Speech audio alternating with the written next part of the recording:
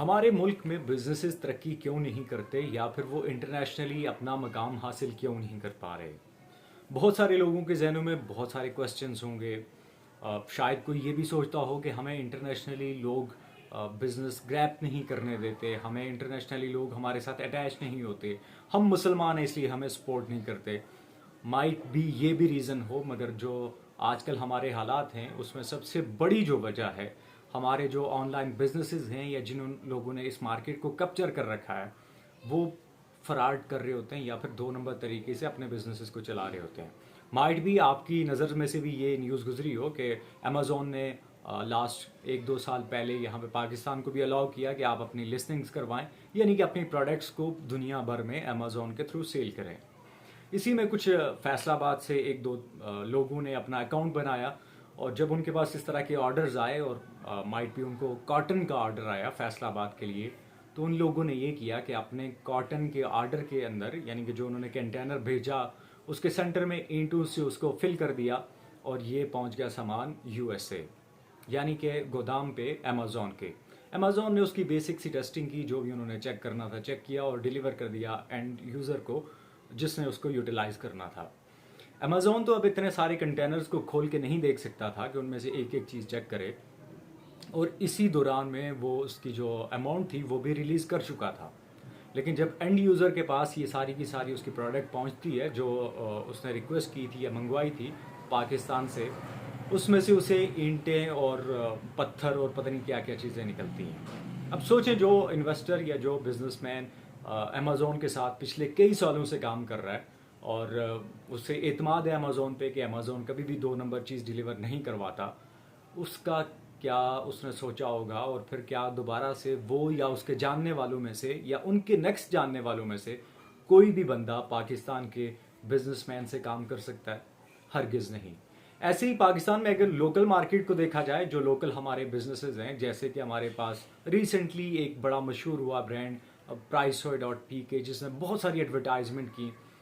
आप जान के हैरान होंगे कि Priceoy.pk इंटरनेशनल ब्रांड्स के जो डिफ़ॉल्ट पीसीज होते हैं, जो उनके पास कचरा रह जाता है, जो उनके पास क्लेम्स आते हैं, उनको पाकिस्तान में एडवर्टाइजमेंट के थ्रू सेल आउट करता है।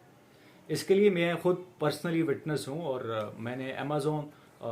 बहुत सारी टाइम तो जाके ही मार्केट से परचेजिंग करता रहा, लेकिन रिसेंटली जब देखा कि नहीं, पाकिस्तान में भी मैच्योर हो रही हैं चीज़ें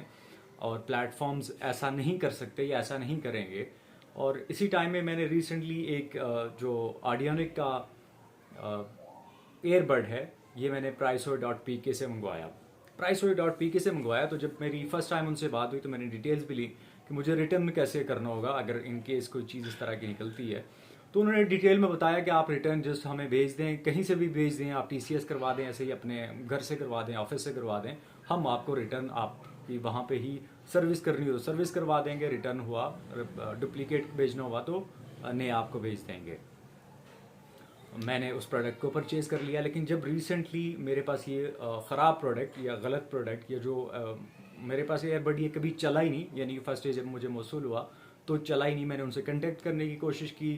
15-20 दिन, तो उन्होंने मुझे कोई रिप्लाई नहीं किया। जब मैंने एक दो पोस्टें सोशल मीडिया पर डाली, उनको टैग किया, उसके बाद उन्होंने रिस्पॉन्स किया कि आप इसको वापस रिटर्न कर दें। अब मैंने वापस रिटर्न के लिए उनसे पूछा कि मैं इसे कैसे रिटर्न कर सकता हूँ, तो उन्होंने बताया कि लाहौर में एक सेंटर है, कराची में एक सेंटर है, इस्लामाबाद में एक सेंटर है, यानी कि आप कहीं पे भी रहते हैं, पहले आप अपने 2-3 घंटे स्पेयर करें, आप इतनी दूर वहाँ पे जाएं और जाके वहाँ पे प्रोडक्ट सबमिट करवाएं। अब प्रोडक्ट मैंने सबमिट करवाने के लिए भी मैं चला गया उनके पास, और मैंने उनसे रिक्वेस्ट की कि आप अगर प्रोडक्ट ठीक करने के बाद या जो भी इसके बाद आप रिप्लेस करके देते हैं, मेरे एड्रेस पे या मेरी लोकेशन पे भेज दें, तो आप जान के हैरान होंगे कि वो लोग बदतमीजी पे उतर आए कि हम किसी के नौकर नहीं है, हम ऐसा नहीं कर सकते। जब आप किसी के साथ इस तरह से डील कर रहे होंगे तो यकीन मानिए आप बिजनेस नहीं चला सकते। ऐसे ही मैं किसी को भी रिकमेंड नहीं कर सकता कि पाकिस्तान में रहते हुए, बाकी वेबसाइट्स के बारे में मेरा इतना एक्सपीरियंस नहीं है, जिसके साथ है ऑब्वियसली मैं वही शेयर करूँगा। Priceoy.pk से आप जितना भी दूर रह सकते हैं आप दूर रहें। अगर आप में से किसी के साथ भी ऐसा हुआ तो आप अपनी डिटेल्स हमारे साथ शेयर कर सकते हैं, हम आपकी डिटेल्स पे भी वीडियोस बनाएंगे। हम कंज्यूमर कोर्ट में पहले भी Priceoy.pk पे केस कर चुके हैं, क्योंकि हमें किसी के ऊपर कोई किसी भी लेवल का हो, जितनी भी इन्वेस्टमेंट कर सकता हो, 1 रुपए का भी फ्रॉड करता है तो उससे बर्दाश्त नहीं करना चाहिए और उसे कोर्ट में ज़रूर लेके जाना चाहिए। हम priceoid.pk पे कंज्यूमर कोर्ट में ऑलरेडी केस फाइल कर चुके हैं और उसको हम फॉलो भी करेंगे, और इंशाल्लाह हम किसी भी लेवल पे जो भी हमारे पास सबूत हैं वो भी पेश करेंगे और उनको इस तरह से बिजनेस पाकिस्तान में नहीं चलाने देंगे। अगर आप सब लोगों की भी सपोर्ट रही तो माइट भी ये मसला और ज़्यादा हाईलाइट हो और उनको और भी ज़्यादा मुश्किलात हों 2 नंबरी करने में।